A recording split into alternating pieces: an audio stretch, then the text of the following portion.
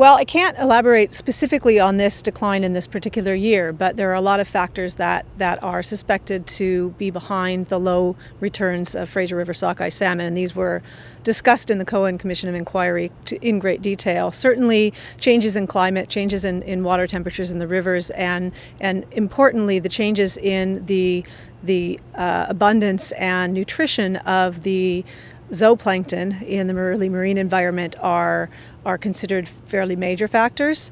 But my research focuses on the role of infectious disease, and we don't know yet whether or not a change in the kinds of diseases or the abundance of or prevalence of specific diseases might also be a factor, and that's what we are working on now.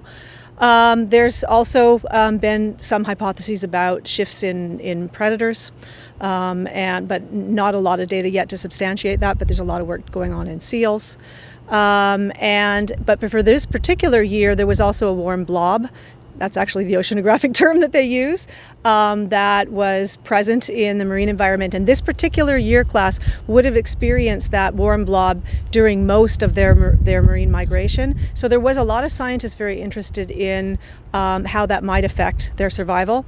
So that is still being looked at for this particular poor return as one of the factors that could be contributing.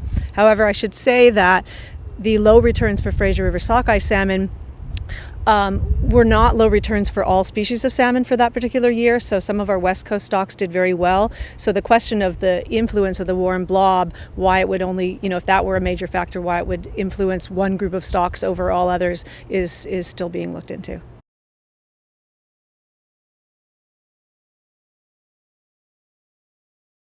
That's a really good question, and the interesting thing is that sockeye, Fraser River sockeye, are not the only species that are in decline in returning abundance and in overall productivity. Chinook and coho also have a lot of stocks that are in decline, but interestingly, even though the sockeye salmon is probably the most managed species, it has been the hardest to predict annual variation.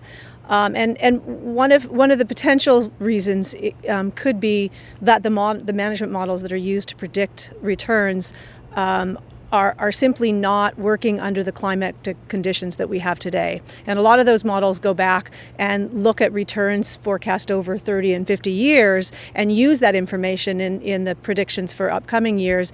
And they don't necessarily include all the environmental variables that could be undermining performance in the marine environment, especially as climate's changing. So that's something that a lot of people are looking at now.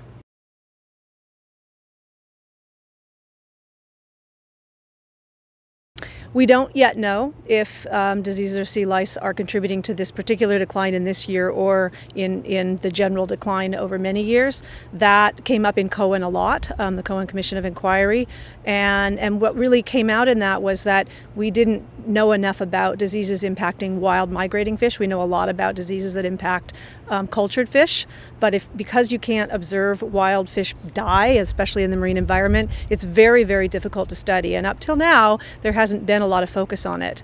My program is applying some novel technologies to be able to get at that question, using genomic approaches and other kind of novel ecological approaches to try to understand what diseases, if any, may be undermining performance in that early marine environment. That is the temporal period where we're most concerned with variations in survival.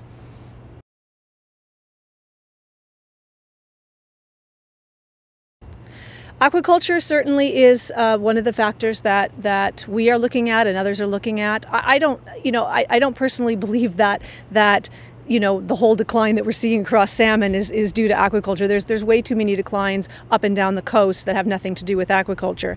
However, whether aquaculture could be playing a role or not is a question that my group and others are still looking at.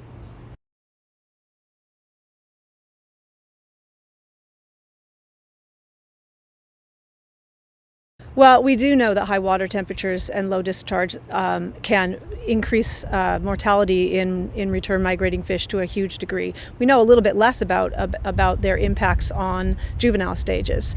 I've worked a lot with a team at UBC from Scott Hinch's group there, and have graduate students that have done a lot of work looking at the impact of increased temperature on stress and survival in salmon, and we're also now looking at the impact of high water temperatures on disease development. And we know from the studies that we performed that water temperatures have a huge impact of salmon in the Fraser River. All of that work so far, again, has been on adult salmon. We're now refocusing our efforts on juvenile stages.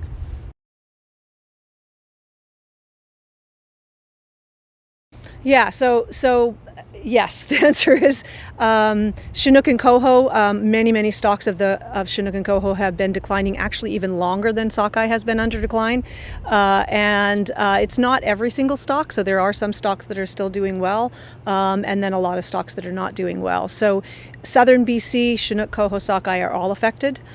Pink and chum, however, are doing very well, and so a lot of people are very interested in why the difference between the species, and we still don't really have the answer to that.